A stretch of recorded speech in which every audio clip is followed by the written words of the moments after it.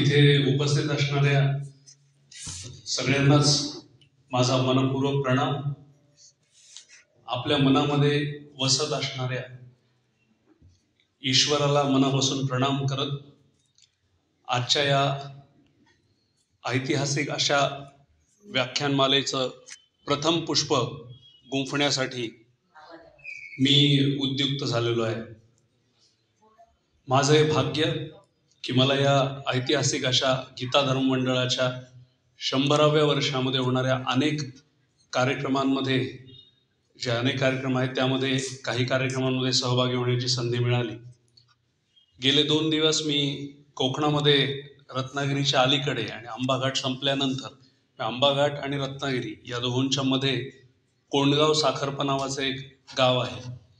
त्या ठिकाणी ज्यांना पद्मश्री नुकताच प्राप्त झाला आणि ज्यांनी राम मंदिराच्या प्रतिष्ठापनेमध्ये त्याचा मुहूर्त ठरवण्यामध्ये सगळ्यात महत्त्वाची भूमिका बजावली, त्यानंतर काशी विश्वनाथ कॉरिडॉरच्या एकूण प्रतिष्ठापनेमध्ये त्यांनी महत्त्वाची भूमिका बजावली आणि राम मंदिराचा मुहूर्त निश्चित करून माननीय मोदीजींच्या हस्ते ज्याची प्रतिष्ठापना झाली त्यांना ज्यांचं मार्गदर्शन होतं असे प्रकांड पंडित ज्योतिषाचार्य पद्मश्री पुरस्कार विजेते माननीय श्री गणेश्वर शास्त्री द्राविड यांचं त्या ठिकाणी आगमन झालं होतं। तिथे पाद्यपूजा होती आणि लगोलग त्यांचं आशीर्वचन देखील होतं आणि त्यांचे शिष्य असणारे आणि त्या भागातल्या अनेकांचे गुरु असणारे संभाजीनगरचे गोंदवलेकर महाराज, त्यानंतर साखरखेर्ड्याचे महाराज यांच्या परंपरेतले अनुष्ठित असणारे श्री वेदमूर्ती विशाल गुरुजी देखील त्या ठिकाणी उपस्थित होते आणि त्यांचं सलग पुढचे 3 दिवस म्हणजे रविवार, सोमवार, मंगळवार असं प्रवचन होणार होतं।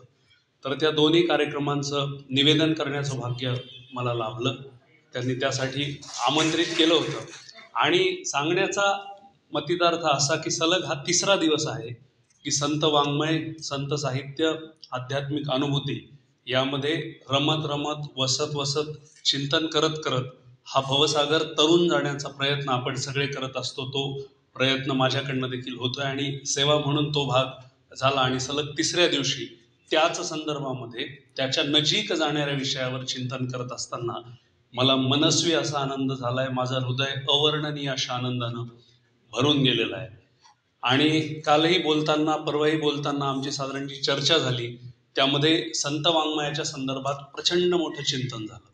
संतांचं या जगावरती संतांचे जे उपकार आहेत आणि सर्वसामान्यांच्या जीवनाच्या उद्धाराकरिता अनेक संतांनी या जगामध्ये जन्म घेतलेला आहे आणि केवळ महाराष्ट्र नव्हे, केवळ पश्चिम महाराष्ट्र, मराठवाडा, विदर्भ असं न करता देशात असेल, महाराष्ट्रात असेल, महाराष्ट्राच्या देशाच्या विविध कानाकोपऱ्यांमध्ये असेल किंवा आशिया खंडात असेल, जगामध्ये असेल, सर्वसामान्यांच्या जीवनाच्या उद्धाराकरिता, लोकोद्धाराकरिता या महान अशा आत्म्यांनी म्हणजे महात्म्यांनी, संतांनी, थोर विभूतींनी जन्म घेतला आणि सर्वसामान्य माणसाचं जीवन जे दुःखी, कष्टी झालेलं होतं, ज्याला विशेष अशी दिशा प्राप्त होत नव्हती, त्याला दिशा दाखवण्याचं काम, सागरामध्ये येणाऱ्या लाटांच्या संदर्भात जे काम दीपस्तंभासारखं होत असतं त्याच पद्धतीचं काम सर्वसामान्य माणसांसाठी या संत महंतांनी केलं।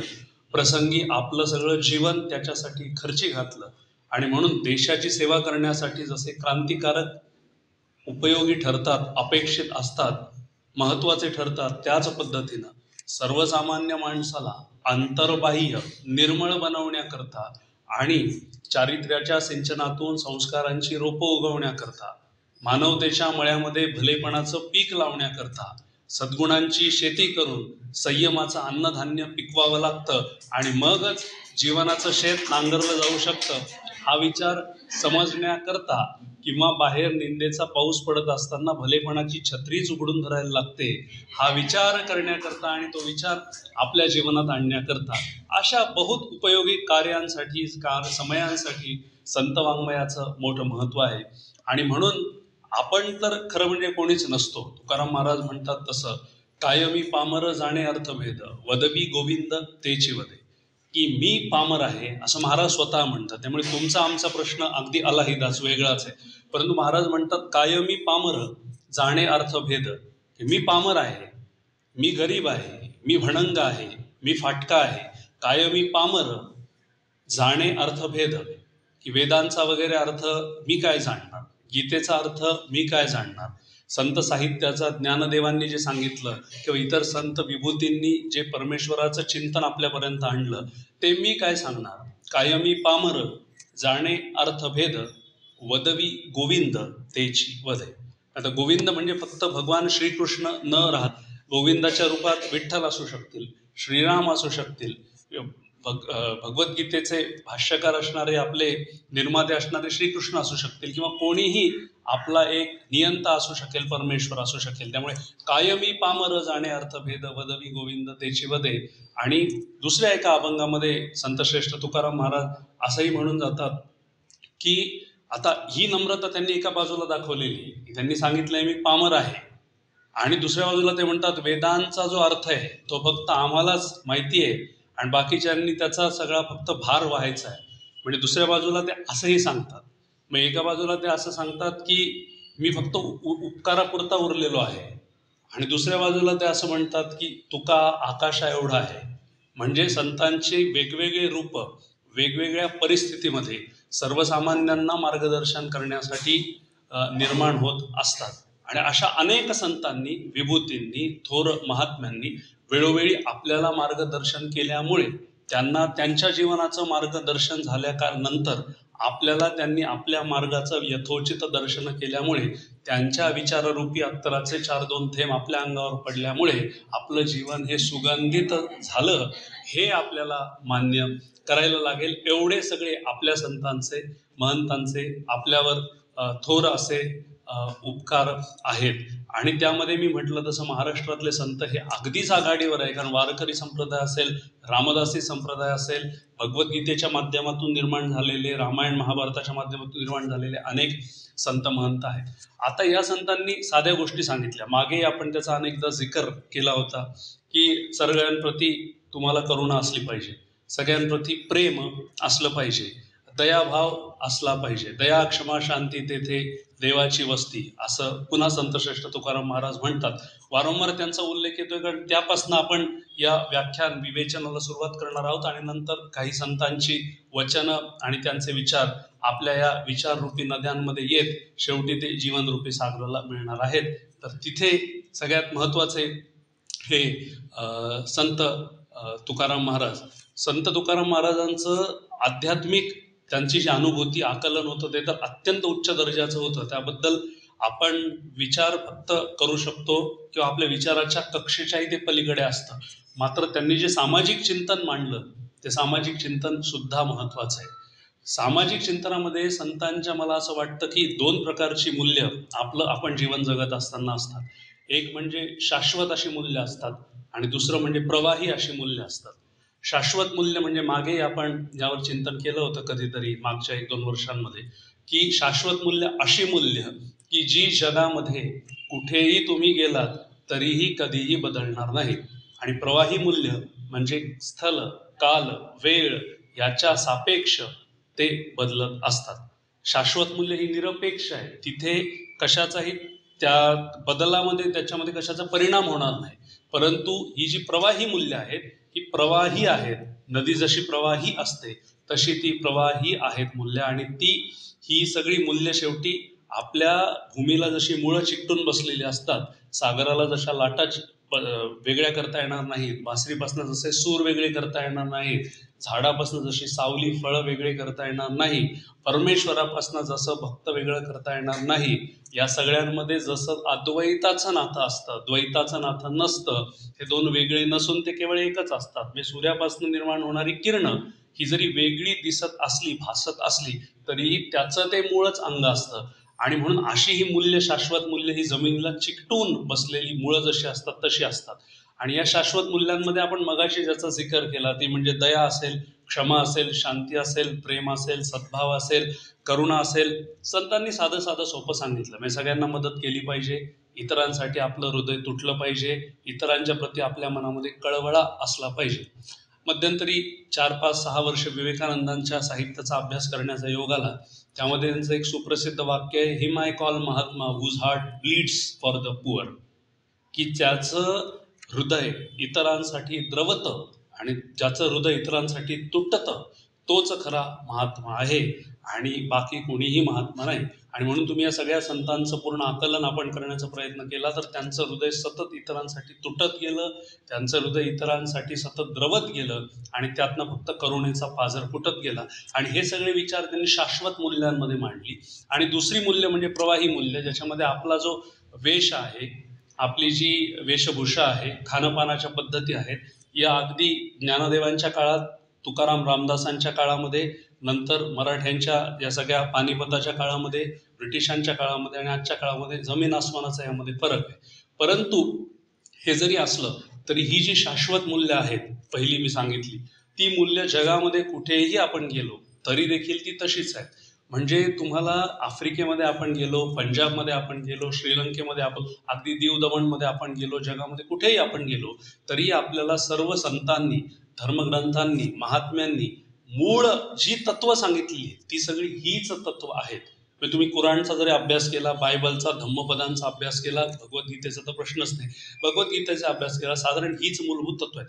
त्या तत्वांचं आकलन आपापल्या पद्धतीनं करून जीवनाला सन्मार्गाच्या दिशेनं नेणं हे आपलं कर्तव्य आहे. आणि प्रभूच्या परमधामापाशी पोचण्यासाठी तेच अपेक्षित, हे सगळं संत सांगतात. परंतु त्याचं आकलन आपण सोयीस्कररित्या घ्यायचं आणि मग आपलं काहीतरी त्यात फोडणी टाकायची आणि मीठ मसाला वगैरे मिसळून वेगळं काहीतरी करायचं आणि मग धर्माच्या नावाखाली दहशतवाद करायचा, आक्रमण करायचं, दुसऱ्यांना त्रास द्यायचा वगैरे वगैरे. हे जरी झालं असलं तरी मूळ जे दर्शनशास्त्र आहे, जे तत्वज्ञान आहे, जे अध्यात्म आहे, त्यामध्ये ही सगळी मूल्य आहेत. आणि म्हणून माझ्या दृष्टीनं अध्यात्म आणि कर्मकांड याच्यामध्ये बराच असा फरक आहे. सगळ्या संतांनी याच्यात फरक केला. सगळ्या संतांनी कर्मकांडापेक्षा आध्यात्मिक गोष्टींना आणि सामाजिक गोष्टींना जास्त महत्त्व दिलं. आता त्यातले महत्त्वाचे संत ज्यांनी सामाजिक आशय, ज्यांच्या वचनांचा, ज्यांच्या ओव्या असतील किंवा त्यांचे अभंग असतील, यांचा जो सामाजिक आशय होता तो आशय अत्यंत मोठा होता. आपण म्हटलं तसं इतरांना सतत मदत करणं, इतरांसाठी त्यांचा जीव तुटणं, अशा पद्धतीचं ते सगळं होतं. संत तुकाराम महाराजांची एक कथा सांगितली जाते, ती वेगवेगळ्या पुस्तकांमध्ये वेगवेगळ्या पद्धतीने आलेली आहे. मात्र तरी देखील त्याचा आशय हाच आहे की एकदा संत तुकाराम महाराज त्यांच्या पत्नीने, म्हणजे आवली ही तशी व्यवहारवादी होती, शेवटी ती बायको होती आणि बायकोला व्यवहारवादीच असणं गरजेचं आहे. आपला नवरा जर अध्यात्माच्या अनुभूतीमध्ये, जर दुरापास्ता अशा अध्यात्माच्या अनुभूतीमध्ये वाहत जात असेल तर शेवटी संसारावर तुळशीपत्र ठेवून आपणही तसंच करू शकतो, हे पत्नीला कधीही जमणार नाही. शेवटी पत्नीला मुलाबाळांची, घराची चिंता, विवंचना व्हावी लागेल आणि आवलीचा तोच विचार होता. परंतु त्यांनी एकदा असं सांगितलं की बाबा तुम्ही आता शेतातनं जाऊन काही ऊस घेऊन या. आणि मग ते ऊस तुकाराम महाराज घेऊन आले आणि रस्त्यामध्ये असताना तिथं काही मुलं खेळत होती आणि त्यांना विसर पडला की आपल्याला स्वतःच्या मुलांसाठी हे न्यायचं आहे. आणि ते जे ऊस होते ते त्यांनी इतर मुलाबाळांना वाटून टाकले आणि शेवटी एक ऊसाचं कांड उरलेलं होतं. आणि मग ते घेऊन ते घरी गेले आणि असं म्हणतात की आवली त्यांच्यावर आक्रमक झाली आणि त्या ऊसानेच आवलीने त्यांना मारहाण केली. आता यातलं खरं खोटं काय हे माहीत नाही, परंतु तरी सुद्धा स्वतःच्या मुलांकरता ज्याचं हृदय तुटत होतं तो माणूस हा सर्वसामान्य माणूस बाप असू शकतो. परंतु संत तुकाराम महाराज त्याच्या पलीकडे जाऊन सगळी मुलं ही माझीच मुलं आहेत आणि त्यांच्यामध्ये मला प्रभूचाच अंश दिसतो, हाच विचार करून त्यांनी बिचाऱ्यांनी ते सगळं वाटून टाकलं.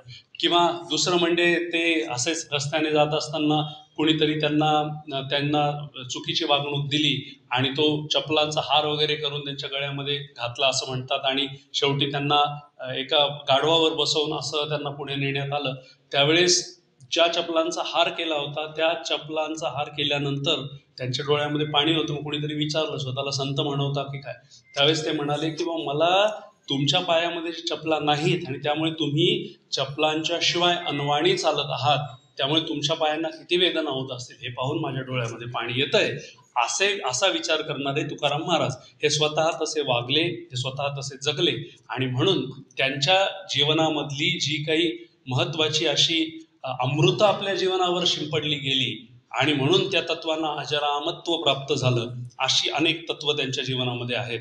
आणि तोच समतेचा, ममतेचा आणि सक्रिय अशा समरसतेचा विचार आहे. त्यांचा एक अभंग अत्यंत सुप्रसिद्ध असा अभंग, जे का रंजले गांजले त्यासी म्हणे जो आपुले, तोची साधू ओळखावा देव तेथेची जाणावा. की शेवटी जे रंजलेले आहेत, गांजलेले आहेत, अपंग आहेत, दीनदलित आहेत, पीडित आहेत, शोषित आहेत, जे शारीरिक, मानसिक, आध्यात्मिक, आर्थिक सगळ्या दृष्टींनी जे दुर्बल झालेले आहेत, असे रंजलेले, असे गांजलेले, त्यासी म्हणे जो आपले, त्यांना जो आपलं म्हणेल, आपलं म्हणणार नाही तर आपण जशी आपल्या घरच्यांना वागणूक देतो तशी वागणूक देखील देईल.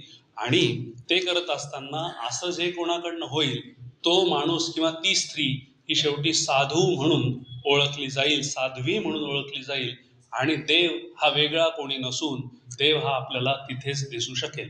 कुणीतरी असं म्हटलेलं आहे की देवाला सगळीकडे जाता येत नव्हतं, म्हणजे रूढ अर्थाने, किंवा आपण ज्याला मूर्त पद्धतीने सगळीकडे जाता येत नव्हतं, उपलब्ध होता येत नव्हतं अगदी स्थूल रूपाने, म्हणून त्याने आईची निर्मिती केली. आणि या अनेक आई एकत्र करून एखाद्या संताची निर्मिती होऊ शकते.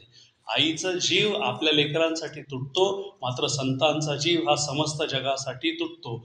आणि जे जे दिसतात, जे जे भेटी जे भूत ते ते मानिजे भगवंत, हे जे संतांचं वचन आहे त्यानुसार ते काम करतात. आणि म्हणून त्यांचं असं हेच म्हणणं आहे की परमेश्वर सगळीकडे असेल, तो आहे, परंतु तो मूर्त रूपात सगळ्यांना कळणार नाही, दिसणार नाही. म्हणून सर्वसामान्य माणसांमध्ये आपल्याला त्यांना बघायला लागेल. मैं उस प्रभू का सेवक हूँ जिसे अज्ञानी लोक मनुष्य कहते हैं, असा एका विचारवंतांचा विचार आहे की शेवटी मी त्याचा सेवक आहे, त्या प्रभूचा, ज्याला सर्वसामान्य लोक माणसं म्हणतात. आणि त्या माणसांमध्ये सुद्धा प्रभू आहे, त्यांचा मी सेवक आहे. परंतु प्रभू हा कळण्यासाठी आणि आकळण्यासाठी आणि साधू हा सुद्धा कळण्यासाठी शेवटी तुकाराम महाराज म्हणतात ते महत्वाची परिभाषा, परिमाण आहे, जे रंजलेले आहेत, गांजलेले आहेत, त्यांना जो आपला म्हणेल. तुम्ही तुकडोजी महाराजांचं साहित्य वाचा, गाडगे महाराजांचं साहित्य वाचा, किंवा अनेक संतांचं साहित्य वाचल्यावर आपल्याला हे सगळं दिसेल. मृदू सबाह्य नवनीत तैसे सज्जनांचे चित्त, की मृदू सबाह्य बाहेरच्या भागामध्ये किंवा इकडे तिकडे सगळीकडे ते मृदू सबाह्य नवनीत, ते मृदू आहे, मऊ आहे, कोमल आहे. नवनीत म्हणजे लोणी, लोणी हे सगळीकडे कोमल आहे. अर्थात आपण त्याला फ्रीजमध्ये ठेवून घट्ट करू शकतो, परंतु त्याचं मूळ रूप हे कोमल असं मऊ मृदू असं रूप आहे. तैसे सज्जनांचे चित्त चंदनम शीतलम लोके, चंदनासारखं शीतल असं जगामध्ये संतांचं रूप आहे. तैसे सज्जनांचे चित्त, आणि ज्यासी अपंगिता नाही त्यासी धरी जो हृदय, अपंग असणाऱ्या माणसांना सुद्धा जो हृदय कवटाळू शकतो, धरू शकतो, असा शेवटी संत, असा शेवटी साधू, आणि असाच शेवटी परमेश्वर, असं तुकाराम महाराज म्हणतात. दया करणे जे पुत्र असे तेच दास आणि दास, हे अत्यंत अवघड आहे. स्वतःच्या मुलांप्रती आपला जो ममत्वाचा, अद्वैताचा, अत्यंत प्रेमाचा, करुणेचा भाव असेल, तोच भाव हा सर्वसामान्यांसाठी, दासांसाठी आणि दासींसाठी सुद्धा तोच भाव ठेवणं हे फार कुणाला शक्य होणार नाही. आणि जर ते सर्वसामान्याला शक्य होत असेल तर तोच माणूस साधू आहे, तोच माणूस संत आहे, तोच माणूस देव आहे. तुका म्हणे सांगू किती त्यासी, तुका म्हणे सांगू किती त्यासी भगवंताच्या मूर्ती, की हे सगळं जो पडेल तो शेवटी साधूच नाही, संतच नाही, तर तो स्वतः ईश्वर आहे आणि तो भगवंताची ती मूर्ती आहे. मूर्ती तुझी असते माझ्या नित्य अंतरात, कशासाठी येऊ देवा तुझ्या मंदिरात, की शेवटी माझ्या अंतरातच तुझी मूर्ती बसलेली आहे आणि मला तिथे काही येण्याची गरज नाही. तर असे अनेक पुरुष आपल्याला दिसतात की ज्यांच्या हृदयामध्ये परमेश्वराचा वास आहे आणि ते फक्त बोलण्यामध्ये नाही तर ते वागण्यामध्येही योग्य पद्धतीनं प्रगट होऊ शकेल. मग आपण जर पारनेरकर महाराजांचं उदाहरण घेतलं, टेंबे स्वामींचं उदाहरण घेतलं, गोंदवलेकर महाराज असतील, दासगणू, असे अनेक, जगनाडे महाराज असतील, कोणी, गजानन महाराज आहे, साईबाबा आहे, स्वामी समर्थ आहेत, किंवा काही अशा अत्यंत ज्यांनी योगाद्वारे स्वतःच्या जीवनामध्ये एक सामर्थ्य प्राप्त केलं, अशा अनेक स्त्रिया ज्या संत होत्या, ज्या भक्त होत्या, अशा असतील, तर त्यांमध्ये आपल्याला हे रूप दिसू शकेल. आणि म्हणून तुकाराम महाराजांनी ज्या अनेक गोष्टी परमेश्वराच्या खुणा सांगितल्या, त्यातली रंजल्या घालण्याला मदत करणारी हृदयाशी कवटाळण्याची ही महत्वाची खूण. तुकाराम महाराज दुसऱ्या एका अभंगामध्ये म्हणतात, बुडते हे जन न देखवे डोळा, येतो कळवळा म्हणून या, की हे जन बुडत चाललेलं आहे. आणि हे कशामुळे बुडत चाललेलं आहे, तर तुकाराम महाराजांच्या काळातली स्थिती, परिस्थिती, त्या काळातली ती सद्यस्थिती आपण जर विचारात घेतली तर जातीचं स्तोम प्रचंड माजलं होतं, अस्पृश्यतेचं स्तोम प्रचंड माजलं होतं, सगळीकडे दारिद्र्य होतं, गरिबी होती, श्रीमंतांचा गरिबांना जास्त त्रास होत होता, उच्चवर्णीयांचा जे कोणी शूद्र असतील किंवा वैश्य असतील अशा लोकांना किंवा अतिशूद्र लोकांना प्रचंड त्रास होत होता. अंधश्रद्धा, कर्मकांड याचंच तो माजलं होतं. विशिष्ट वर्गाने स्वतःच्या हातात सगळ्या गोष्टी ठेवून सर्वसामान्यांवर अन्याय केला होता. आणि अशा हजारो चुकीच्या गोष्टी घडत असताना हे सगळं जग बुडत असताना, आणि कशात बुडत होतं तर ते दुःखाच्या सागरामध्ये बुडून जात होतं असं महाराजांचं म्हणणं आहे. न देखवे डोळा, त्या डोळ्यांनी हे सगळं आता बघवलं जात नाही. तुझी जी पीडा आहे, तुझा जो त्रास आहे, वेदना आहेत, त्या असह्य आहेत आणि त्या बघवल्या जात नाहीत. येतो कळवळा म्हणून या, आणि म्हणूनच माझ्या हृदयामध्ये कळकळ, तळमळ, कळवळा निर्माण होतोय. आणि तुझा माझा संबंध तसा रक्ता मांसाचा नसेल, आपण एकमेकांना गोत्यात आणणारे नातेवाईक नसूत, मात्र तरी देखील आपलं नातं हे परमेश्वरानं निर्माण केलेल्या दोन लेकरांमध्ये असलेल्या नात्यासारखंच आहे. आणि म्हणून हे सगळं जग अकंठ बुडत असताना, दुर्दैवाच्या खाईमध्ये जात असताना माझ्या मनामध्ये खूप मोठ्या प्रकारचा कळवळा येतो आणि मला खूप त्रास होतो, वाईट वाटतं. आणि म्हणून यांचं चांगलं व्हावं हाच भाव मी सातत्याने व्यक्त करतो. तर कुठल्याही संताच्या कुठल्याही वचनामध्ये किंवा कुठल्याही संताच्या कोणत्याही वचनामध्ये आपल्याला एक प्रकारची समता, ममता आणि समरसता दिसते. आणि हे करत असताना स्वतःसाठी, पैशांसाठी, प्रसिद्धीसाठी काहीही न केलेले हे संत केवळ समाज, राष्ट्र, धर्म आणि संस्कृती यांच्या विशिष्ट अशा उत्थानासाठी त्यांचं काम आहे. आता दुसरे एक संत हे साधारण त्याच काळात होते. छत्रपती शिवाजी महाराजांच्या काळामध्ये जे महत्वाचे 2-3 संत होऊन गेले महाराष्ट्रात, तर ते तुकाराम महाराज एक होते. हे रामदास स्वामी एके ठिकाणी असं म्हणतात की, महत्वाचं म्हणजे रामदास स्वामींचं एक वैशिष्ट्य असं की रामदास स्वामींनी त्या काळामध्ये 1000 अस्पृश्य जोडप्यांना जेवण जेवू घातलं होतं. म्हणजे 2000 लोक आणि बाकीचे काही तिथले संत महंत होते, त्यांना जेवण खाऊ घातलं होतं. त्याच्यानंतर प्रचंड मोठी दक्षिणा त्यांनी दिली होती.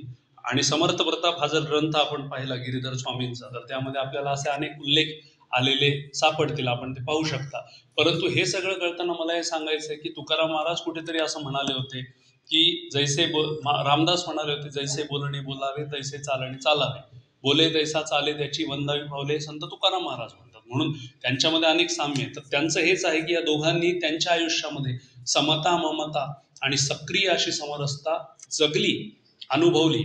आपण दामाजी पंतांचे उदाहरण घेऊ शकतो. तुकारामाच्या काळामध्येही जे दामाजी पंत म्हणजे जे प्रचंड श्रीमंत होते, त्यांनी आपलं सगळं अन्नधान्याचं कोठार सर्वसामान्यांसाठी खुलं केलं होतं, कारण त्यांचं हृदय इतरांसाठी तुटत होतं. तसंच तुकारामाचं, ज्ञानेश्वराचं, तसंच रामदासाचं. तर एके ठिकाणी ते असं लिहितात, ब्राह्मणाचे ब्रह्म ते सोवळे आणि शूद्राचे ब्रह्म ते ओवळे. ब्राह्मणाचे ब्रह्म ते सोवळे, शूद्राचे ब्रह्म ते ओवळे, जसे वेगळे आगळे तेथे असे चिना. की ब्राह्मण जर कोणी स्वतःला समजत असेल तर त्याचं जे सोवळं आहे ते म्हणजे एकदम स्वच्छ, शुद्ध, पवित्र. आणि एखाद्या शूद्राचं जर ते असेल तर ते अपवित्र आणि ते ओवळे. असं जैसे वेगळे आगळे तेथे असे चिना. तिथे वेगळं आगळं असं काहीही असू शकत नाही.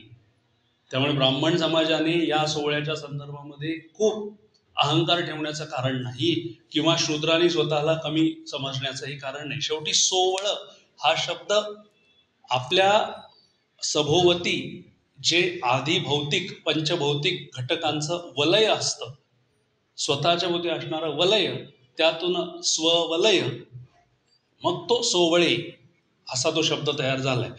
त्यामुळे ते वलय ज्यांच्या भोवती आहे, मग ते कोणीही असो, ते ब्राह्मण, वैश्य, शूद्र, क्षत्रिय कोणीही असो, त्यांच्या ते पवित्रच आहे.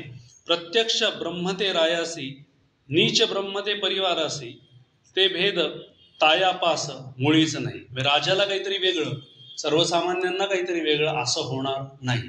म्हणून प्रभूची आम्ही सारी लेकरं आहोत हे म्हणताना, मी जर XYZ भक्ती करत असेल तर मला ते फळ प्राप्त होईल, मग मी कोणीही असो. आणि पुढच्या इतिहासामध्ये मी मध्यंतरी ओशोंचं वाचत होतो, त्यांनी सांगितलंय पिढ्यापिढ्यांच्या पुढच्या भविष्याच्या हजारो वर्षांच्या नंतर भविष्य काळामध्ये, मी आता इतिहास आणि भविष्य काळामध्ये जर आपण विचार केला तर आपण हे सांगू शकतो की तुम्ही काळा होता किंवा गोरा होतात, तुम्ही श्रीमंत होतात किंवा गरीब होतात, तुम्ही चांगले होतात की वाईट होतात यावर खल होऊ शकतो, परंतु ब्राह्मण, वैश्य, शूद्र आणि क्षत्रिय ही जी उतरंड आहे त्याला कुठलाही शास्त्रीय पुरावा नाही असं त्यांचं म्हणणं आहे. स्त्री पुरुष वेगळे आहेत, लहान मोठा वेगळे आहेत, गरीब श्रीमंत हे सगळं आपण ठरवलेलं आहे आणि याला काही शास्त्रीय पुराव्याला असू शकतात, विशेषतः स्त्री पुरुष, लहान मोठा. पण उच्च नीच कोण आहे, त्याच्यानंतर चांगला वाईट कोण आहे, आणि याच्याही पलीकडे ब्राह्मण, वैश्य, शूद्र हे सगळी जी उतरंड आहे ती नेमकी कशी आहे आणि का आहे याला कुठलाही शास्त्रीय पुरावा नाही आणि त्याला कुठलाही शास्त्रीय आधार असा नाही. पूर्वीपासून ते चालत आलेलं आहे. ती एक समाज व्यवस्था काही लोकांनी मान्य केलेली आहे. मात्र तसं मुळीच नाही. असं रामदास, ज्यांना आपल्यातले अनेक जण मानतात, असं तुकाराम, असंच ज्ञानेश्वर, असंच सावतामाळी, गोरा कुंभार, असं सगळेजण सांगतात. एके ठिकाणी रामदास असं म्हणतात, भेटो भेटो एक नर, धेड महार चांभार. एक एक नर एकमेकांना भेटतो. तो ब्राह्मण असेल, वैश्य असेल, शूद्र असेल, कोणी असेल, त्याचे राखावे अंतर या नाव भजन. की त्याचं मन राखणं, त्याला आनंदी करणं, समाधानी करणं, याचं नाव भजन. आपल्याला असे रामदास माहीत असतात जे आपल्या सोयीचे असतात, परंतु जे आपल्या सोयीचे नसतात, परंतु जे सगळ्यांच्या प्रति प्रेमाची आणि वात्सल्याची, करुणेची शिकवण देतात, असे रामदास एकतर आपण वाचतच नसतो किंवा वाचलेला आपण बाजूला ठेवत असतो. विवेकानंदांचंही तसंच आहे.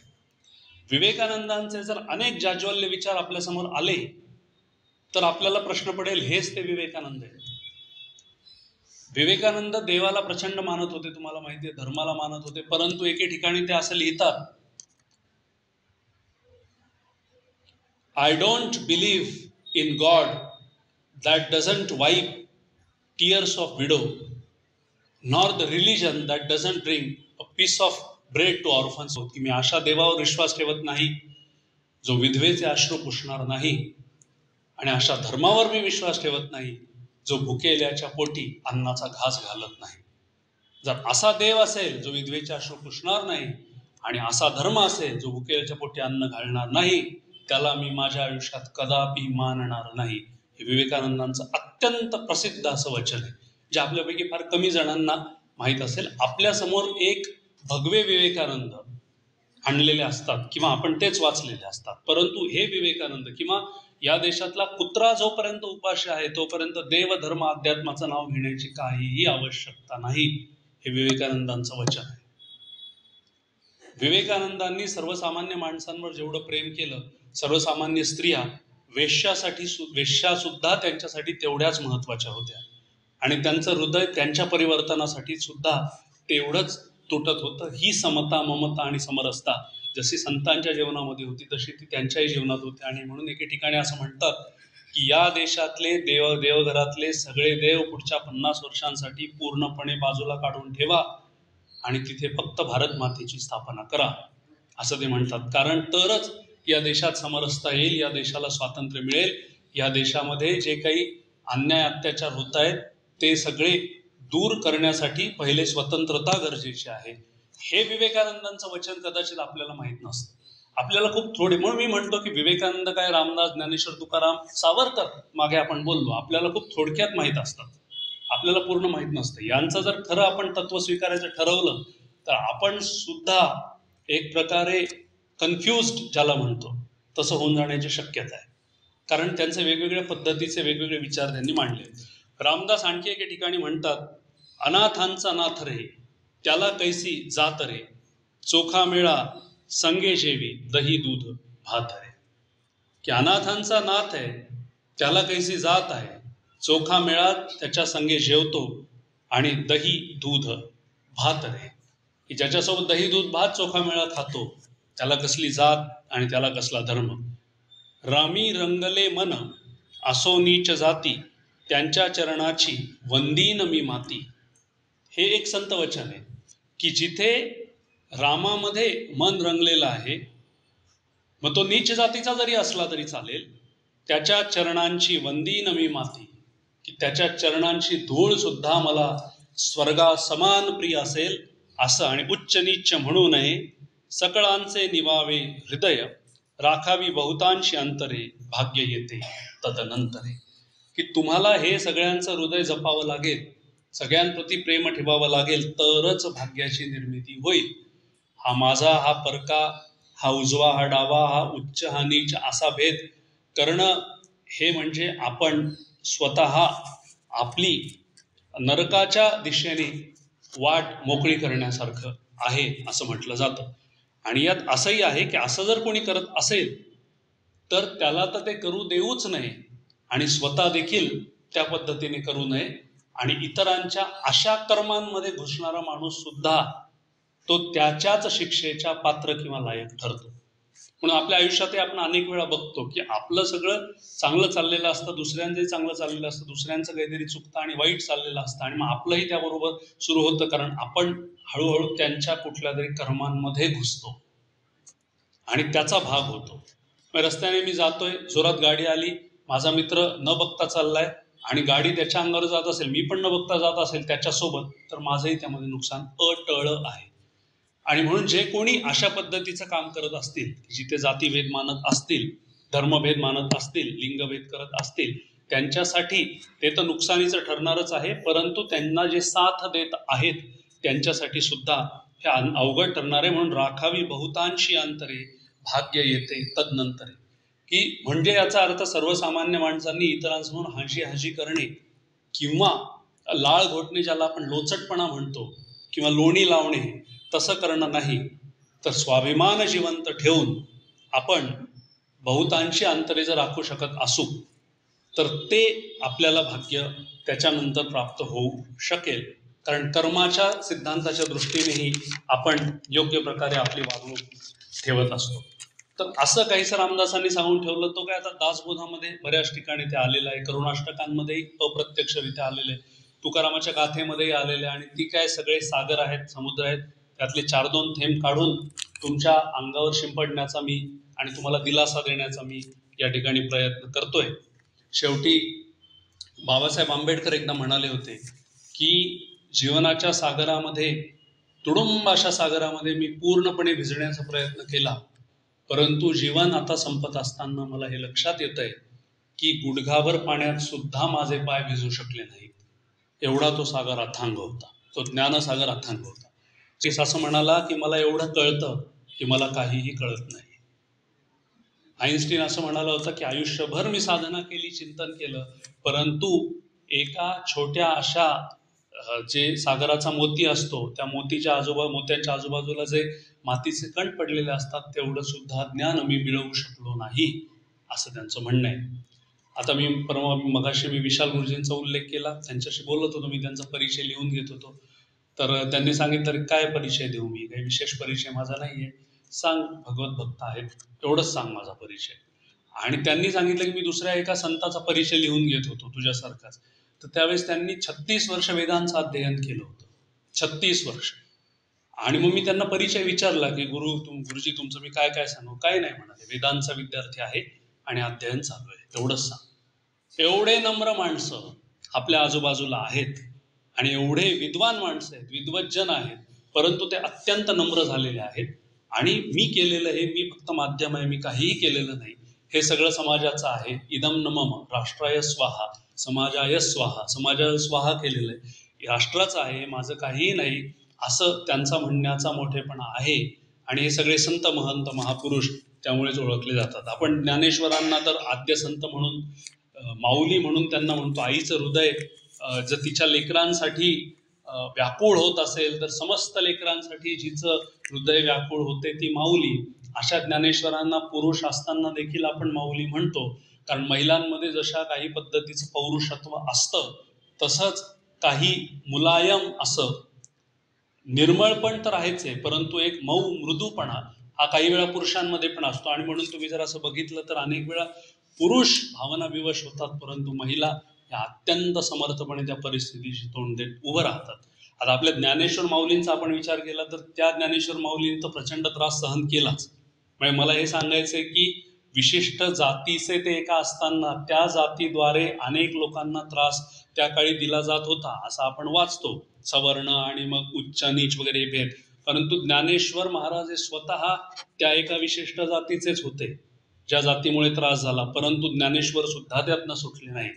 म्हणजे शेवटी जातीच्या उतरंडीच्या पलीकडे एक चांगला आणि वाईट, सद्गुण आणि दुर्गुण अशा पद्धतीची जी रचना होती, त्या रचनेचे ज्ञानेश्वर महाराज शिकार ठरले असं मला वाटतं. त्यांच्या आई वडिलांना त्या काळामध्ये त्या महात्म्यांनी तर प्रचंड त्रास दिलाच. ते संन्यास वगैरे घ्यायला लावला, मग मुंज संन्यास विवाह केलेला आहे आणि मग ती मुंज कशी झाली आणि तुम्ही संन्यास कसा घेतला म्हणून त्यांना वाळीत वगैरे टाकलं. नंतर ते शिक्षा वगैरे झाली, ते निघून गेले. त्याच्यानंतर त्यांच्या मुलांनाही प्रचंड त्रास झाला, हे आपण सगळे जाणतो. आणि असे ज्ञानेश्वर महाराज, जसं तुकाराम महाराजांनी, नामदेवांनी, संत चोखामेळा, सावतामाळी या सगळ्यांनी जसं सर्वसामान्यांच्या उद्धारासाठी काम केलं, ज्ञानेश्वर महाराज हे त्यांचे आद्य संत. ते असं म्हणतात, दुरितांचे तिमिर जाओ, की दुरीत जाओ असं मी म्हणत नाही, त्यांचं म्हणणं आहे त्यांच्यातले तिमिर जाओ, अंधार निघून जाओ. म्हणून मी जेव्हा हे सगळं वाचत होतो तेव्हा मला असं वाटलं की आपण तर काय विचार करतो, अनेक वेळा आपण असा विचार करतो की नाही नाही नाही नाही तो खोटं बोलतो, मी त्याच्याशी बोलणार नाही, मला तो नकोय. किंवा हा माणूस वाईट वागतो, तो मला नकोय. किंवा हा उद्धट आहे, तो मला नकोय. किंवा याने याच्या आईवडिलांशी दुर्वर्तन केलं, तो मला नको. मी फार फार सोपं सांगण्याचा प्रयत्न करतोय, हे खूप अवघड पद्धतीने सांगता येईल की आपण हा पापी आहे, हा नराधम आहे, हा मानसिकरित्या हा चांडाळ आहे, हा मला नकोय. ज्ञानेश्वरांचं असं काहीच म्हणणं नाही. ज्ञानेश्वर महाराज म्हणतात दुरितांचे तिमिर जाओ, दुरित जाओ हे ते म्हणतच नाही. हेच ओळखलं पाहिजे. कसाब, ज्याने दहशतवादी हल्ला केला, मला असं वाटतं ज्ञानेश्वर महाराज, कसाब जर ज्ञानेश्वर महाराजांच्या समोर येईल तर ज्ञानेश्वर महाराज हे तू मला नकोय हे म्हणणार नाहीत, ते तुझ्यातलं वाईट पण काढून टाक, ते वाईट पण काढल्यानंतर उरणारा तू मला हवा आहेस. आणि हे ते म्हणतील, दुरितांचे तिमिर जाओ, की तुझ्यातलं तिमिर निघून जाओ. आणि दुसऱ्या एका वचनामध्ये, आता लगोलग ती वचनं येतात, जो जे वांछील तो ते लाव, की ज्याला जे हवंय त्याला ते मिळो, परंतु ते हे भगवत प्राप्तीच्या दृष्टीने योग्य असलेलंच हवं. नाही तर ज्याला जो जे वांछील तो ते लाव, म्हणजे माझा एखादा फ्लॅट किंवा घर बंगला असेल, तो दुसऱ्याला हवा असेल, त्याने तो काढून घेतला आणि निघून गेला, त्याला ते हवंय म्हणून त्याला ते मिळो, हे नाही. हा इतका आपण अर्थ घेण्या इतके आपण अपरिपक्व नाही आहोत. जो जे वांछील तो ते लाव, ज्याला जे पाहिजे त्याला ते मिळो. आणि जे खळांची व्यंकटे सांडो, की जे सगळं व्यंकट म्हणजे वाईट पण खळांचं हे निघून जाओ, सांडून जाओ. सांडो म्हणतायत ते, सांडल्यानंतर ते आपोआप पुढे जाईल. तया सत्कर्मी रती वाढो, भूता परस्परे पडो, मैत्र जीवांचे. तया सत्कर्मी रती वाढो, सत्कर्म वाढो, भूता परस्परे पडो, मैत्र जीवांचे. की एकमेकांना भेटल्यानंतर त्यांच्यातलं मैत्र, बंधुत्व वृद्धिंगत होवो, हा ज्ञानेश्वरीतल्या या पसायदानाचा अर्थ आहे. एका बाजूला प्रचंड त्रास, वेदना, अवहेलना, मानसन्मान, अपमान सगळं झालेलं आहे, सगळं गिळून घेतलेलं आहे. आणि पहिलीच ओळ आहे, आता विश्वात्मके देवे, विठ्ठलालाच नाही तर या विश्वाचा जो रचना करता असेल, मग विठ्ठल असेल, श्रीराम असेल, श्रीकृष्ण असेल, कोणीही असेल, तो विश्वात्मक देव, आता विश्वात्मके देवे, येणे वाग्यज्ञ तोषावे, तोषोनी मज द्यावे पसायदाने. की हा प्रसाद मागतोय मी, तुम्हाला प्रसन्न कर अशी माझी विनंती आहे. आता विश्वात्मके देवे म्हणजे विश्वात्मक देव आहे आणि मी हा वाग्यज्ञ करतोय. आणि मग त्या पुढच्या 10-12 त्या ज्या सगळ्या ओव्या आहेत त्या ज्ञानेश्वरीतल्या पसायदानामध्ये येतात. परंतु मला नाही वाटत की आपल्या कोणाकडनं हे होऊ शकेल. अरे थोडासा अपमान केल्यानंतर आपण लगेच प्रत्युत्तर द्यायला तयार असतो. साभार परत, कर्ज ठेवायचंच नाही, पूर्णपणे परत करायचं आणि दुपटीनं परत करायचं. की माझी काही चूक नसताना तो मला बोलला, याची तर चूक झालीये म्हणून मी याला एकदा तर बोलणार, 10 वेळा बोलणार, तो मला बोलला, हे आपल्याकडनं होतं. आणि म्हणून सर्प दुर्जन योर मध्ये वरम सर्पो न दुर्जना, सर्पो दशती कालेन दुर्जनस्तु पदे पदे. सर्प आणि दुर्जन यामध्ये सर्प परवडला, परंतु दुर्जन नाही. साप एकदा दंश करतो, निघून जातो, परंतु दुर्जन पदोपदी दंश करतो. आणि अशा अनेक दुर्जनांच्या खाईमध्ये आपण लोटलेलो असतो. दुर्जन कोण माहितीच नाही, आपण त्यांना दुर्जन म्हणतो आणि ते आपल्याला दुर्जन म्हणतो. खरा दुर्जन कोण माहित नाही, परंतु तरी सुद्धा संत ज्ञानेश्वर महाराज हे सगळं विसरून जातात. मला नेल्सन मंडेलांचं उदाहरण आठवतं. 27 वर्ष एका गुन्ह्याखाली त्यांना अटक झाली आणि तुरुंगामध्ये ठेवलं. तुरुंगामध्ये ठेवल्यानंतर 27 वर्ष त्यांनी काढली, जशी सावरकरांनी अनेक वर्ष काढली स्वातंत्र्यासाठी, जशी टिळकांनी काढली, अनेक महात्म्यांनी काढली तशी वर्ष कारागृहामध्ये अत्यंत अन्य अत्याचार सहन करत. तसं नेल्सन मंडेलांचंही झालं. परंतु ते बाहेर आले नंतर 27 वर्षानंतर त्यांना सोडून देण्यात आलं. त्यावेळेस ते म्हणाले, ज्याच्यामुळे मी आत गेलो, ज्या कारणामुळे गेलो ते सगळं आता बाजूला ठेवूया. मला त्यांच्याबद्दल कसलाही आकस नाही, कुठलाही द्वेष मी त्यांचा करत नाही. हे सगळं विसरून जाऊया. नवीन समाज आणि नवीन राष्ट्र आपण घडवूया. आणि कसलाही भेदभाव, कसलाही द्वेष त्यांच्या प्रति त्यांनी ठेवला नाही. तर हे अत्यंत अवघड आहे. हे करणंच मुळामध्ये अवघड आहे. आणि संतांनी हेच सतत केलंय. मला ती छोटीशी कथा आठवते की तो एक विंचू पाण्यातनं बाहेर काढत असताना, मला वाटतं एकनाथ महाराजच होते. 400 महात्म्यांच्या नावावर ही कथा आहे, परंतु एकनाथ महाराजांच्या नावावर निश्चितच आहे. तर ते काढताना तो विंचू दंश करत होता आणि वारंवार दंश करताना देखील ते पुन्हा पाण्यामध्ये तो टाकून देत होते. कुणीतरी विचारलं की काय हे, तो दंश करतोय, तुम्ही तरी त्याला बाहेर आणण्याचा प्रयत्न करताय. तेव्हा त्यांचं उद्गार जे होते की मी माझं काम करतोय, तो त्याचं काम करतोय, दंश करणं हे त्याचं काम आहे, आणि तरी देखील त्याला त्या पाण्यामधून, पुरामधून वाचवण्याचा यत्न करत राहणं हे शेवटी माझं काम आहे. त्यामुळे हे खरं संतांचं वचन आहे. म्हणून आणि मला असं वाटतं की कुणी जरी आपल्याशी वाईट वागलं असेल, वाईट वागतात माणसं, आपली चूक नसतानाही आपण त्या दोषांचे धनी ठरतो. वाईट वागतात, चुकीचं वागतात, चूक नसताना आपल्याला त्या दोषांचे धनी ठरवतात. मात्र तरी देखील त्या क्षणी जर आपलं वागणं आणि बोलणं हे थोडंसं नम्र असेल आणि जशास तसं उत्तर आपल्याकडनं जात नसेल, तर समोरचा पाषाण हृदय माणूस सुद्धा त्याचा विचार करतो. तो कदाचित लगेच तुम्हाला दाखवणार नाही की त्याने काहीतरी वाईट केलंय आणि आपण त्याच्याबरोबर चांगलं वागलो. 2, 3, 4, 10 वेळा हे करत राहायला लागेल आणि तर हृदय परिवर्तन होऊ शकेल. आणि हे फक्त गांधीच सांगतात असं नाही. हृदय परिवर्तनाचं आणि अहिंसेचं, मानसिक अहिंसा वगैरे, हे महावीर जैनांनी, बुद्धांनी आणि याच्याही पलीकडे हिंदू धर्माच्या मूळ तत्वज्ञानामध्येच हे आलेलं आहे की शेवटी तो कसा वागतो हे त्याचं कर्म आहे. त्याच्या कर्मासाठी परमेश्वर त्याला दोष देईल, परंतु मी तेच म्हणलं, त्याच्या कर्मामध्ये मी जर घुसलो तर मी सुद्धा त्या दोषाचा धनी ठरेल. मागे या कथेचा उल्लेख मी केला होता. एकदा भगवान विष्णू आणि महालक्ष्मीजी दोघं जण बसलेले होते आणि महालक्ष्मीजी विष्णूंची सेवा करत होते. पती तर ते होतेच, परंतु ते नियंता आहेत या जगाचे, अत्यंत सर्वशक्तिमान असे ईश्वर, आणि त्यांचं खूप भक्ती आणि प्रेम होतं. सेवा करत असताना शेवटी विष्णू एका क्षणी उठले आणि म्हणाले, नाही मला आता जायला लागेल. आणि विष्णूंचं हे नित्याच झालं होतं. काही गप्पा वगैरे बोलणं काही चाललेलं असेल तर लगेच त्यांना काहीतरी आठवायचं आणि ते निघून जायचे. आणि मग विचारलं की कुठे जात आहात, तर ते म्हणाले की माझा एक भक्त अत्यंत अडचणीत आहे आणि त्याच्या अडचणीचं निवारण करण्यासाठी, वाचवण्यासाठी मी जातोय. मग त्या म्हणाल्या, लवकर या. काय तुम्ही एकदा गेलात येतच नाही, अनेक कामं तुमची निघतात. नाही केलो, त्याला मदत केली, बाहेर काढलं आणि आलो, असंच होणार आहे. त्या म्हणाल्या जा. विष्णू गेले आणि काय 50-60 सेकंद, 1-2 मिनिट झाले असतील, परत आले. महालक्ष्मीजी म्हणाल्या की तुम्ही परत आला? म्हणाले हो. म्हणे मग काय आता फक्त कुठे गेलं सर? ते म्हणाले की नाही, तो माझा भक्त अडचणीत होता, त्याला दुसरा एक माणूस त्रास देत होता, म्हणून मी त्याला मदत करण्यासाठी गेलो. मग परत का आला? म्हणाला नाही, तो माणूस, माझा जो भक्त होता त्याला दुसरा माणूस त्रास देत होता आणि मी त्याच्यापर्यंत जाणार एवढ्यात माझ्या भक्तांनी त्याला मारण्यासाठी दगड हातात घेतले होते. आणि मग मला वाटलं की माझं काय काम आहे? माझं काहीच काम नाही. जर तू स्वयंभू आहेस आणि तुझं तू करू शकतोस तर कर. मी तुला वाचवायला येत होतो, पण तू त्यावेळेस काहीही न करणं अपेक्षित होतं. तू जर काही केलं नसतंस तर मी वाचवलं असतं आणि त्याचा न्याय बंदोबस्त केला असता. परंतु जर तुला असं वाटत असेल तू समर्थ आहेस तर मग तूच निस्तर, तुला जे काय करायचं ते कर.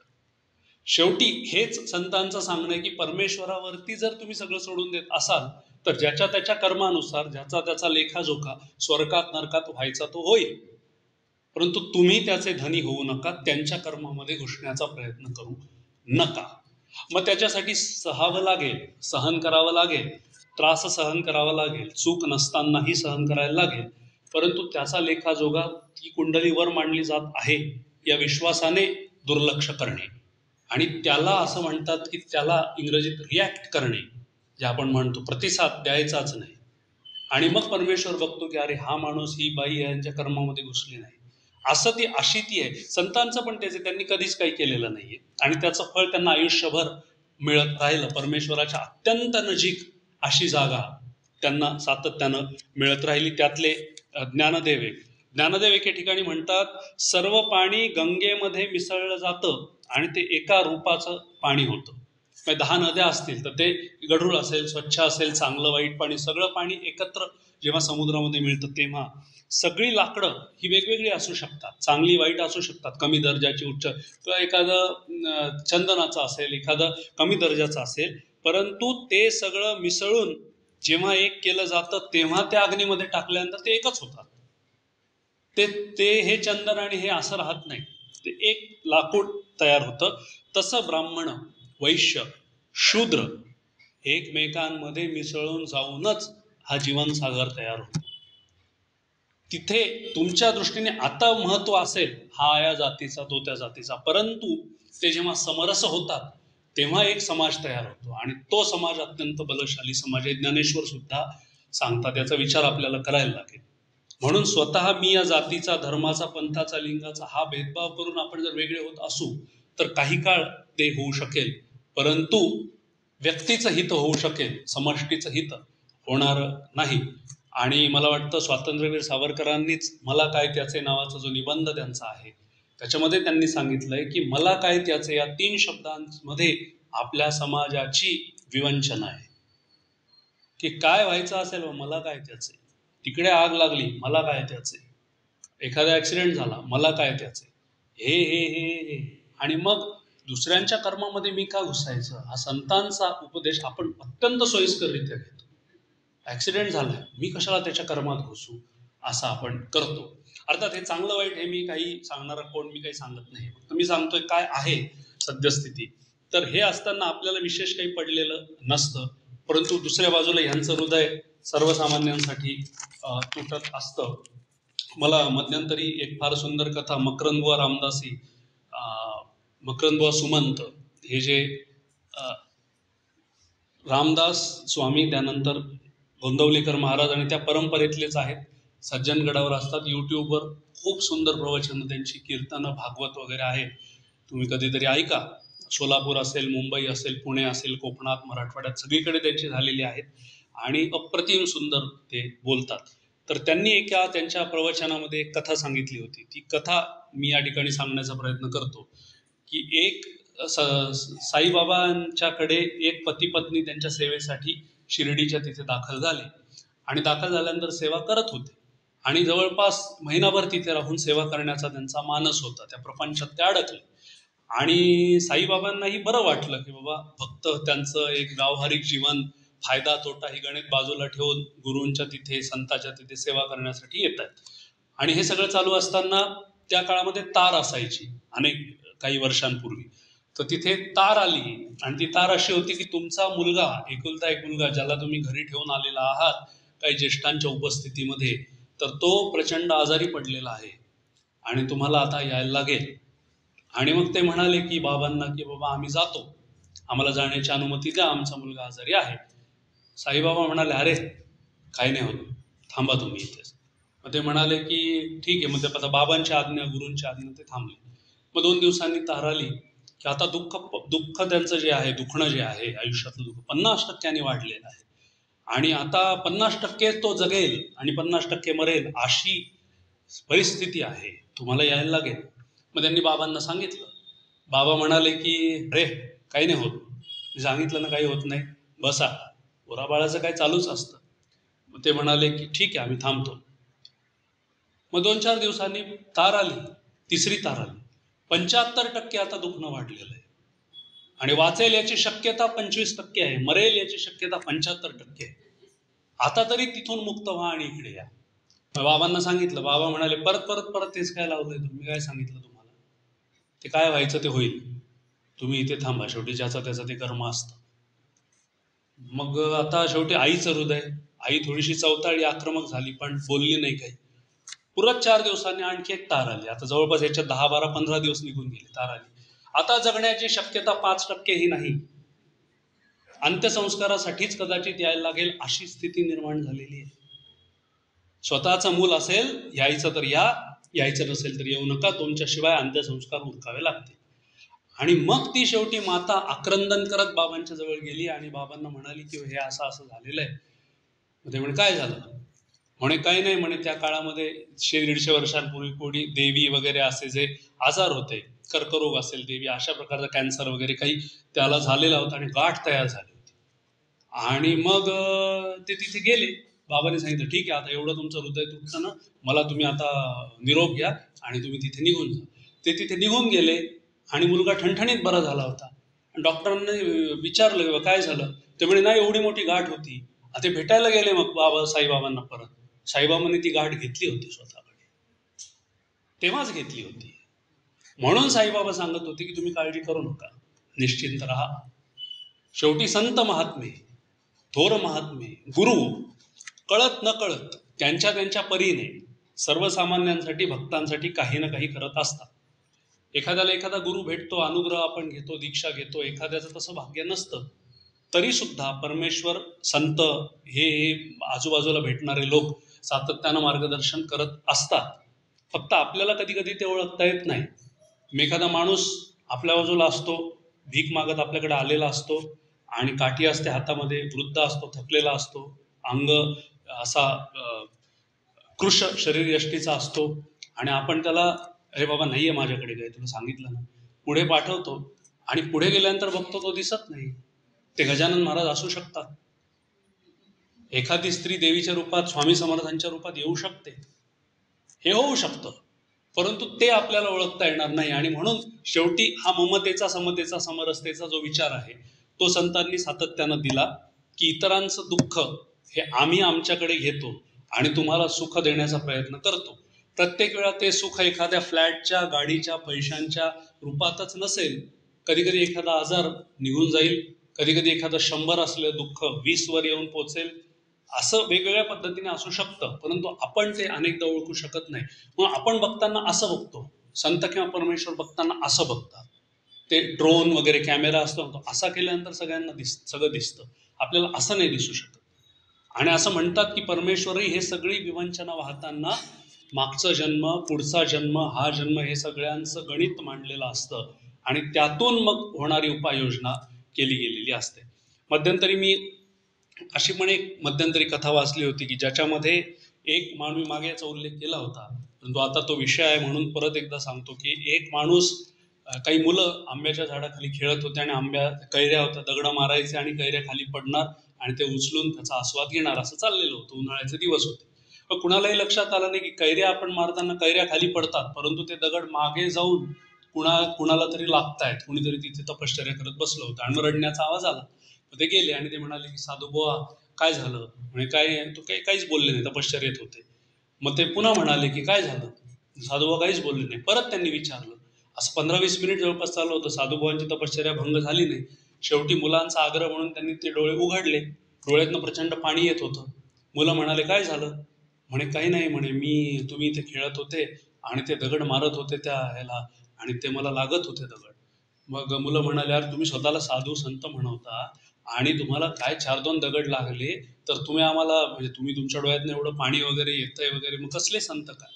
त्यावेळेस ते म्हणाले की तुम्ही मला दगड मारत आहात म्हणून माझ्या डोळ्यात पाणी येत नाहीये. तुम्ही मला दगड मारत आहात, तुम्ही त्या आंब्याच्या झाडाला, कैरीच्या झाडाला दगड मारत आहात, ती तुम्हाला कैऱ्या देते. तुम्ही मला दगड मारत आहात, मी तुम्हाला अश्रूंशिवाय काहीच देऊ शकत नाही, याचं मला वाईट वाटतंय, म्हणून माझं हृदय तुटतंय, बाकी काहीच कारण नाही. की शेवटी समोरच्या गोष्टींमध्ये आनंद दुःख हे बघत असताना आपण त्याच्यासाठी काय करू शकतो, आपल्यासाठी तर ठीक आहे, त्याच्यासाठी काय करू शकतो, अशा हजारोंसाठी काय करू शकतो, आणि अशा हजारोंसाठी करता करता त्याचं काही पुण्यप्रद काम होऊ शकतं का, हा विचार संतांसाठी सतत आहे. म्हणून मी अनेक असे बघितलेले आहेत विद्वान, अनेक महाराज बघितलेले आहेत की त्यांच्याकडे ब्राह्मण जाओ, क्षत्रिय जाओ, वैश्य जाओ, स्त्री जाओ, पुरुष जाओ, चांगला जाओ, वाईट जाओ, अत्यंत श्रीमंत माणूस जाओ किंवा नुकताच 10 वर्ष तुरुंगामध्ये मोठी सजा, जन्मठेप वगैरे काय असेल ते बघून आलेला असेल एखादा, तो जाओ, सगळ्यांशी वागणूक समचित्त समाधानी अशी वागणूक. अंबानी गेला तरी तीच आहे आणि कसाब गेला तरी तीच आहे, वागणुकीत बदलच नाही. कारण परत ज्ञानेश्वर महाराज म्हणतात तसं त्यांचं तिमिर जावं, फळांची व्यंकटी सांडो, ते आम्हाला हवे. आणि त्यांच्यामधलं ईश्वरत्व बघून त्यांना मार्गदर्शन करणं, की लोकोद्धारासाठी हे आमचं सगळं चाललेलं आहे, एवढाच त्यांचा तो विचार असतो. आणि हे मी म्हटलं तसं बरंच अवघड आहे. शेवटी आपल्या दुःखासाठी आपल्या डोळ्यात येणारे हजारो थेंब आणि दुसऱ्यांच्या दुःखासाठी त्यांच्यासाठी येणारा आपल्या डोळ्यात येणारा एखादा थेंब कदाचित सारखाच आहे असं म्हणतात. आता व्यवहारिक जगामध्ये ह्याचं गणित आपल्याला उमगणार नाही, कारण आपण त्या व्यवहारात लिप्त झालेलो आहोत. अरे बाबा, माझ्या घरामध्ये माझं लेकरू तापाने फणफणतंय आणि तुम्ही मला हे सांगता की हॉस्पिटलमध्ये 10 मुलं आहेत आणि त्यांना विषबाधा झालेली आहे, त्यांना जाऊन वाचवण्याचा प्रयत्न कर. कोणी सांगितलंय? त्यांच्या आईवडिलांनी त्यांची काळजी घ्या, माझा त्याचा संबंध नाही. हे आपण म्हणूच शकतो आणि म्हणतोही, आणि कदाचित त्यात काही चांगलं वाईट नसेल, परंतु हे करता करता ते करणारा माणूस कदाचित पुण्यप्रद ठरू शकतो. आणि संत महात्मा त्यांच्या सगळ्या वाङ्मयामध्ये हीच रचना तयार झालेली आहे की स्वतःपेक्षा इतरांसाठीच काहीतरी करणं, इतरांसाठी काहीतरी चांगलं करणं. तर संत वाङ्मयामधला आता आपल्याला खूप पुरावे देता येतील, दृष्टांत सांगता येतील, परंतु एवढ्या वेळामध्ये जे शक्य होतं, विवेकानंदांनी काय सांगितलं किंवा साईबाबांचं असेल, तुकाराम महाराजांचं, ज्ञानेश्वरांचं असेल, रामदासांचं असेल, आणि अशा काही संत महंतांचे त्यांच्या वाङ्मयाचे उल्लेख करत करत आपण त्यांच्या वाङ्मयातनं काही चांगलं घेऊ शकू का, आणि त्यानुसार आपण समाजासाठी, आपल्यासाठी काही चांगलं करू शकू का, याचा विचार मांडण्याचा मी या ठिकाणी प्रयत्न केला. मी मागेही अनेकदा सांगितलंय, परत सांगतो की परमेश्वराने आपल्या हातामध्ये, आपल्याला जन्माला घालताना आपल्या हातामध्ये एक बासरी दिली आणि सांगितलं की मी तुला एक बासरी दिलेली आहे आणि या बासरीला 6 छिद्र आहेत, तू या बासरीच्या 6 छिद्रातून जीवनाच्या संगीताचे 6 सूर निर्माण कर आणि तुझं जीवन आनंदानं समाधानानं भरू दे. त्या जीवनाच्या संगीताचे 6 सूर त्या 6 छिद्रातून निर्माण झाले नाहीच, आमच्यामध्ये फक्त छिद्रांमधून छिद्रान्वेषी प्रवृत्तीच निर्माण झाली. आणि एक छिद्र रागाचा, दुसरं छिद्र जे होतं ते दंभाचं, तिसरं छिद्र मत्सराचं, चौथं स्वार्थाचं, असे 6 छिद्र. आणि म्हणून फक्त त्यातून जीवनाच्या संगीताचे 6 सूर निर्माण होण्याऐवजी षड्रिपूंचेच 6 अवतार प्रगट झाले. आणि दुर्दैवाने खूप मोठं काहीतरी, खूप चांगलं काहीतरी, मांगल्यानं भरलेलं काहीतरी, पवित्र शुद्ध काहीतरी करण्याची क्षमता असताना सुद्धा, तशा अनेक हजारो संधी आलेल्या असताना सुद्धा फक्त आपण आत्मकेंद्रित आणि स्वार्थ प्रेरित राहिलो, स्वतःच्या दुःखांशी झगडत बसलो, त्यातनं बाहेर येण्याचा प्रयत्न केला, परंतु संधी मिळतानाही आपण बाहेर पडलो नाही, त्याला कुरवाळत बसलो, तिथे लिप्त झालो. आणि म्हणून आपण अगदीच सर्वसामान्यच राहिलो. आणि दुसऱ्या बाजूला अत्यंत सर्वसामान्य असताना सुद्धा की मुंगीसारखं हळूहळू हळूहळू हळू, खारुताईसारखं हळूहळू हळूहळू पुढे जाणं, स्वतःचं सामर्थ्य वाढवणं आणि स्वतःबद्दलचा स्वार्थ कमी करत करत करत समाजाचं स्वास्थ्य कसं टिकेल, सगळ्यांना मदत कशी होईल, सगळ्यांचं जीवन कसं चांगलं होईल, असा विचार करणाऱ्या सिंधुताई, असा विचार करणारे बाबा आमटे, असा विचार करणारे मुकुंद कोल्हे वगैरे, कोल्हे दाम्पत्य आहेत, असे शेकडो लोक आहेत. तर साधनाताई वगैरे, तर हे सगळे हे करत बसले. आणि म्हणून दुसऱ्यांच्या अश्रूंसाठी यांचं झगडणं कायम राहिलं. स्वतःच्या प्रार्थनेसाठी, परमेश्वराच्या प्राप्तीसाठी त्यांनी हजारो वेळा हात जोडले नाहीत, परंतु दुसऱ्यांना मदत करण्यासाठी स्वतःचे 2 हात कायम पुढे केले. आणि म्हणून हे माणसं अजरामर होऊ शकले. थोर महात्मे होऊन गेले, जीवन त्यांचे पहा जरा, आपण त्यांच्या समान व्हावे हाची सापडे बोध करा. हे सगळे थोर होऊन गेले, आपल्या समोर झाले, आणि फक्त आपण, ते काय अवतारी पुरुष होते, त्यांना जमलं, आम्हाला नाही जमणार, आम्ही अवतारी असतो तर आम्ही देखील तेच केलं असतं, आपण म्हणत आपण सोयीस्करित्या बाजूला टाकतो. परंतु क्षणाक्षणाला काहीतरी अमृतासारखं करण्यासारखं असताना आपण मात्र विषवल्लीमध्ये अडकून पडतो आणि मग आपलं जीवन हे अत्यंत सर्वसामान्य होऊन जातं. हे न करता संतांनी जे काही केलं त्याच्या टक्काभर, प्रतिशत 1 एवढं जरी आपण काही करू शकलो तरी आपलं जीवन हे सुंदर फुलांच्या सुगंधाने भरून आणि भारून गेल्याशिवाय राहणार नाही. आणि मग आपल्या जीवनाच्या झाडाला सुंदर फुलं येतील, आपल्या अंगणात प्राजक्तांचा सडा पडेल, पारिजातकं जागोजागी दिसतील, बकुळीची फुलं निशिगंध दिसतील, बासरीतनं सुंदर असे सूर निर्माण येतील, अगरबत्तीचा सुवास निर्माण होईल, आपल्या आणि इतरांच्याही जीवनामध्ये ते घडेल अशी आशा या ठिकाणी व्यक्त करतो. आणि तुकाराम महाराज म्हणतात, त्याने शेवट करूया याजसाठी केला होता अट्टहास, शेवटचा दिस गोड व्हावा, आता निश्चिंतीने पावलो विसावा, खुंटलिया धावा तृष्णेची. अगदी आपल्याला खूप जगायचंय आणि आपल्याला बराच काळ चांगलं जीवन अजून जगायचंय, पण या सगळ्या गोष्टींसाठी अट्टहास केला होता की जो काही शेवटचा दिवस असेल तो गोड हो. आणि आता निश्चिंतीने पावलो विसावा, की मी निश्चिंत झालोय, कारण मी जे काही चांगलं काम केलं, जेवढी मला संधी होती तेवढं करण्यासारखं होतं तेवढं मी केलं. माझ्या शरीरातला कण कण अणू रेणू सगळं मी त्यासाठी समाविष्ट केलं, अर्पण केलं. आता निश्चिंतीने पावलो विसावा, खुंटलिया धावा तृष्णेची. आणि आता मला असं वाटतंय की आता मी जे करू शकत होतो तेवढं करण्याचा प्रयत्न केला, हे पुरे झालंय. आणि म्हणून रामकृष्ण परमहंसांना कोणीतरी विचारलं, विवेकानंदांचं जीवन किती काळ? विवेकानंदांबद्दल ते म्हणाले की जीवन जगत असताना जेव्हा आपण झोपणं, उठणं, खाणं पिणं हे सगळं असतं, सेवा करणं, त्याच्यामध्ये जेव्हा हा झोपलेला असतो नरेंद्र, तेव्हा याचा श्वास अत्यंत वेगाने वाहतो आणि याचं ब्लड प्रेशर हाय, खूपच हाय दिसतंय आपल्याला. काही आजार संभवत आहेत, त्यांना 32च्या आसपास आजार होते जेव्हा ते निघून गेले विवेकानंद. तेव्हा तर ते सगळं झालं. तर ते आधीच सांगितलं होतं की ह्याचं जे काही सगळं आहे जीवनाचं, तर हे फारसं हा दीर्घायुष्य नाहीये, अल्पायुष्य आहे. 40 त्याच्या पलीकडे हे जाणार नाही, 40. आणि त्याला जेव्हा त्याचं भगवत कार्य संपलं हे लक्षात येईल, त्या क्षणी तो महानिर्वाण त्याचं झालेला असेल. 40व्या वर्षी विवेकानंद निघून गेले. तर त्यांचंही हेच होतं की आता करण्यासारखं झालेलं आहे आणि मला जगण्यासारखं काही शिल्लक नाही. विनाकारण या जीवन मरणाच्या या धुंदीमध्ये अडकून पडणं नको. आता केवळ मुक्तीच नाही, मोक्षच नाही, तर मुक्ती मिळू दे. आणि ती मुक्ती मिळाली असं म्हणतात. तर शेवटी माहित नाही मला स्वर्ग नरक मुक्ती मोक्ष आपल्या बाबतीत काय आहे, परंतु आता निश्चिंतेने पावलो विसावा, खुंटलिया धावा तृष्णेची, की जे काय करणं शक्य होतं ते केलंय आणि आता मला मुक्त कर. असा दिन, असा नित्य नवा दिस जागृतीचा प्रत्येकाच्या आयुष्यामध्ये येऊ, ही ईश्वरचरणी प्रार्थना करतो. जे काही यातलं चांगलं, सुंदर, मंगलमय वाटलं असेल ते सगळं संतांचं आहे. आणि यातलं काही पटलं नसेल, काही विद्रोही वाटलं असेल, चांगलं वाटलं नसेल, तर ते सगळं माझं आहे हे मी मान्य करून आपल्या हृदयामध्ये वास करणाऱ्या परमेश्वराला मनपूर्वक वंदन करतो आणि आपल्या सर्वांची रजा घेतो. धन्यवाद.